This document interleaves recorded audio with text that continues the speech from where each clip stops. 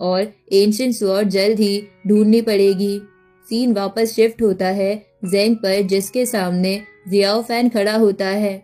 उसके सामने वो एंशिएंट ज़ू जियान स्वॉर्ड ग्लोइंग फॉर्म में चमक रही होती है। जियाओ फैन उसे देखकर स्टन रहता है। उसकी आंखों के सामने अपने गुरु और दोस्तों की सारी यादें फ्लैश होती है और उसके अंदर की इविल एनर्जी फिर से ट्रिगर हो जाती है।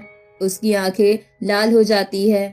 धीरे धीरे वो स्वॉर्ड की तरफ बढ़ता है। रोजी अपनी तलवार लेकर उसके बीच में आ जाती है और उसे रोकने की कोशिश करती है। जियाओ फैन उससे कहता है कि उसी स्वॉर्ड की वजह से सब खत्म हुआ।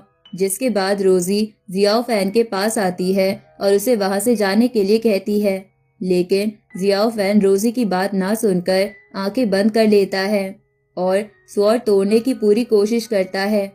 सारे पीक लीडर्स अपना एनर्जी अटैक जियाओ फैन की तरफ उसे रोकने के लिए भेजते हैं, लेकिन जियाओ फैन नहीं रुकता। उसका वेपन ग्लो करता है और वो एक ही लीप में स्वॉर्ड की तरफ वार करता है।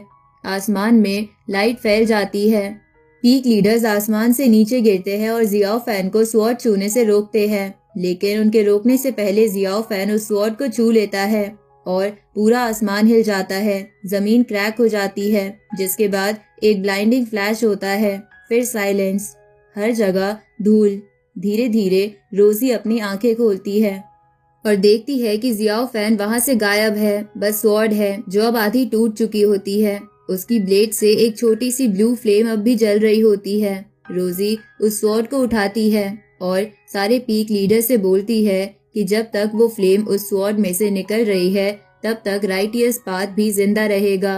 दूसरी तरफ सबको लगता है कि शायद ज़ू जियान स्वॉर्ड के अंदर का इविल स्पिरिट अब सप्रेस हो गया है, लेकिन उस स्वॉर्ड के टूटते ही जो इविल एनर्जी का ब्लास्ट होता है उसमें जियाओ फैन सेवरली इंजर्ड हो जाता है। वो लड़खड़ाते हुए आगे बढ़ता है